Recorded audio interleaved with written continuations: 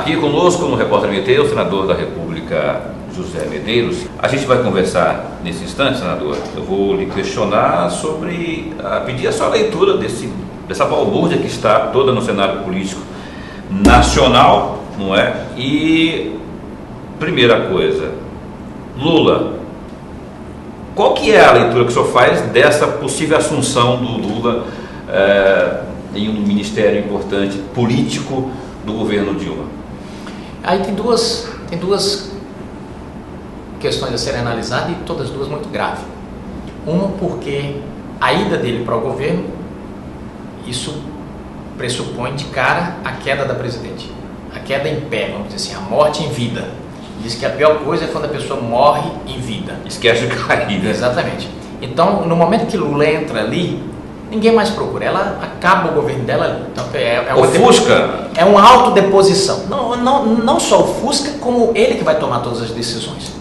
Já havia a mão invisível dele no governo e agora ele indo para lá como super-ministro, acabou de vez. Então nós vamos ficar ali com a presidente. Eu até falei, olha, vai ficar parecendo aquela série Walking Dead, que alguns personagens são zumbis, mas só que na série o personagem principal se mantém normal. Lá não, o personagem principal vai virar zumbi. Essa é a posição, o presidente vai virar realmente um...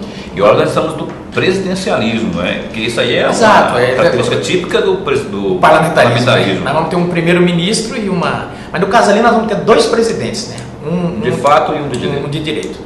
Então esse é o caso. Esse é um ponto grave, onde a presidente abdica dos seus poderes e entrega para outro, terceiriza. O PT que está batendo contra a terceirização fez pior, está terceirizando a presidência da República.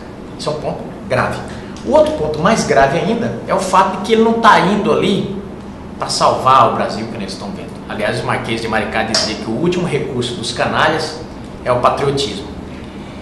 E nesse caso, ele está indo ali, e não sou eu que estou dizendo porque sou da oposição, foram as gravações que deixaram bem claro. A gravação dele com a presidente da República, porque aquela gravação... Foi grave, foi séria. Aquela gravação, a presidente disse, olha, o Messias está levando um documento aí, que é o Messias. É o Messias, que é o termo de posse, e o diabo está nos detalhes, né? A Dilma gosta de explicar tudo nos mínimos detalhes, e aí ela caiu justamente, que é o termo de posse, deixou bem claro, e só use se for necessário. Fica aí, deixa aí. Se o Moro apertar, você usa. Apresenta aí. Né? Salvo conduto. É um alvará de soltura preventivo. Então, é o primeiro alvará de soltura que é antes do cara ir para a cadeia. Esse é o caso. Mas nessas gravações ficou muito claro que a ida dele para a presidência da República era para fugir do juiz Moro. Aí o PT diz o seguinte, mas quer dizer que a oposição está dizendo que o STF não tem credibilidade? Não é isso. Não se trata disso. Se trata de que a nenhum brasileiro é dado o direito de escolher o juízo. Quando você vai no fórum da sociedade e protocola uma ação, ela vai ser distribuída de acordo com os critérios ali, ou por sorteio, ou alguma coisa ali, ou uma ordem de sequência. Então você não pode escolher, não, eu quero que o meu processo caia na mão do juiz fulano de tal. Não dá para fazer assim. Não? Assim seria justiça. Então, da mesma forma, você não pode escolher, olha, eu quero que o meu processo hoje seja julgado pelo STJ e não pelo juiz de primeira instância. Ou que... Não dá para fazer isso. Não é assim que funciona.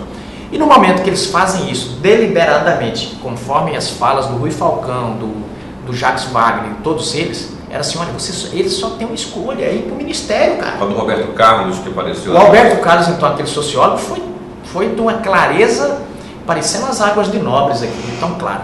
É dizendo o seguinte, olha, você não tem outra saída, vai para o ministério porque lá você não tem defesa. E por que não tem defesa? Porque o índice de sucesso de reforma das decisões do juiz Moro em torno é menos de 4%. Isso é um marco de qualidade importante no meio do judiciário. Quem mexe com o setor, parte judiciária, entende o que isso significa, ou seja, é baixíssimo. Então a chance deles de ter uma prisão eventualmente revogada do Lula seria da ordem de menos de 4%. É pequeno. Então eles estavam morrendo do Moro. Por quê? Esse Moro, não só o Moro, como essa equipe da Polícia Federal, essa turma... A equipe de promotores também. A equipe de promotores é de uma geração, Paulo, é de um novo Brasil que surgiu, onde os caras são muito preparados E agora os advogados estão atordoados, porque antigamente nós tínhamos advogados que ficaram famosíssimos, porque eles só enfrentavam o processo de forma processual, não no mérito. Ah, fulano matou quem? Eu não quero saber se ele matou ou se ele não matou. Eu vou descobrir aqui onde a polícia errou, onde o juiz errou, para eu derrubar essa investigação, criar uma nulidade, é o que eles chamam, desse processo, sem enfrentar o mérito, sem entrar na discussão se ele matou ou se não matou. Então não quer saber se o Lula é dono do triplex ou não é dono do triplex, se ele foi responsável por toda a roubalheira da Petrobras ou não. Eles não querem discutir isso. Eles queriam que houvesse algum erro, que neles estão querendo discutir. Ah, o juiz Moro publicou, deu publicidade ao ato que não poderia. Eles estão querendo discutir isso. Eles não estão querendo discutir a gravidade dos fatos. Não querem discutir o mérito, né? E por que eles não enfrentam o mérito? Porque não tem como enfrentar. Eu disse essa. Passou na cueca, né? Eu falei, é que nem bola do Rogério Ceni, é no ângulo. Não tem defesa. Isso porque você é flamenguista, né? Agora, vou te falar aqui uma coisa. O Instituto Lula está taxando o ministro Gilmar Mendes de precipitado, de quem está atropelando o processo quando concede essa liminar aí. O Instituto Lula e a defesa jurídica do Lula criticam o Moro, o juiz, né, Sérgio Moro. Estão pedindo a prisão dele. Então todo mundo, ninguém serve. Não serve o Moro como juiz, não serve o Gilmar Mendes para fazer. Quem que serve? Será que provavelmente serve alguém que concorde com tudo que aconteceu e que diga, não, o Lula é um santo e tal, por aí vai. Eu me lembro, a delação premiada do Delcídio, por exemplo, ele fala que a Dilma batia no peito que tinha 5 ministros no STF, né?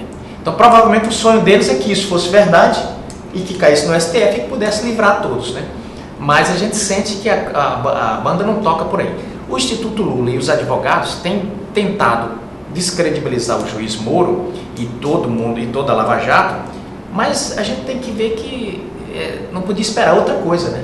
Processo de impeachment dela, com essa situação na Câmara que já tem as suas regras definidas, não é, com a comissão formada, apesar de o próprio governo está contabilizando que ali na Câmara já tem maioria e que também no Senado terá maioria. O senhor vê dessa forma também? Olha, o governo não pode demonstrar fraqueza. Ele está tentando fazer de tudo. Inclusive essa mexida no dólar que eles estão fazendo, o dólar estava caindo e diz que o Banco Central entra com a medida para tentar impedir a queda do dólar. Eu sou economista, mas estou vendo muita gente entendida achando isso aí um absurdo. Então o governo não quer demonstrar fraqueza, não quer demonstrar que o dólar está caindo pela possibilidade do impeachment. Então nesse momento está arrotando grosso. Parece aquele sujeito que faliu, mas ele continua indo em bons restaurantes vestindo terno Armani para ninguém perceber que ele está na situação piorada. Nesse momento ele está indo, eu sinto pelos corredores da Câmara e do Senado também, que o povo está tudo desembarcando, não sente a menor possibilidade, porque o que eles sentiram assim, o governo acusou o golpe, embora acuse o Moro, embora o presidente, mas as ações em si é de quem está desesperado. Quando a presidente da República, o maior cargo do país, passa a bater boca não, porque o juiz nem deu moral, mas ela passa a ir lá tentar discutir com o juiz de primeira instância, sem demérito algum ao juiz de primeira instância, mas ela, se tivesse estar falando, teria que falar em paridade de poderes ali falando com o STF, quando muito.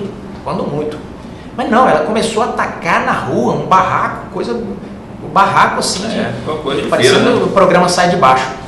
Então ela vai pedir a prisão do juiz. Agora é assim, então a gente sente que acusou o golpe, perdeu a noção e você já sente uma diferença de comportamento antes do João Santana e pós João Santana.